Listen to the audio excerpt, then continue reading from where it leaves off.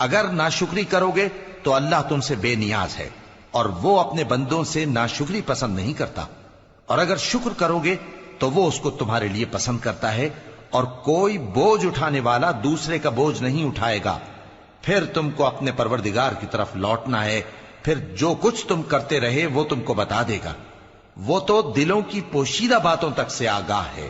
اور جب انسان کو تکلیف پہنچتی ہے تو اپنے پروردگار کو پکارتا ہے، اس کی طرف دل سے رجوع کرتا ہے، پھر جب وہ اس کو اپنی طرف سے کوئی نعمت دے دیتا ہے تو جس کام کے لیے پہلے اس کو پکارتا تھا اسے بھول جاتا ہے اور اللہ کا شریک بنانے لگتا ہے تاکہ لوگوں کو اس کے رستے سے گمراہ کرے۔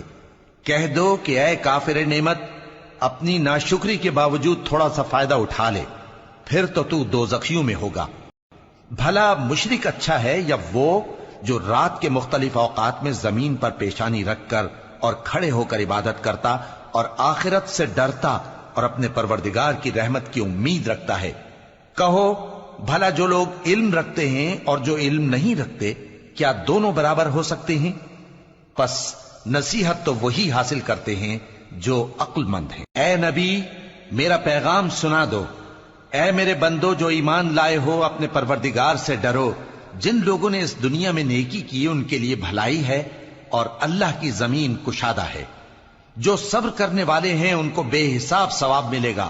کہہ دو کہ مجھ سے ارشاد ہوا ہے کہ اللہ کی عبادت کو خالص کر کے اس کی بندگی کروں، اور یہ بھی ارشاد ہوا ہے کہ سب سے پہلے میں فرما بردار بن جاؤں۔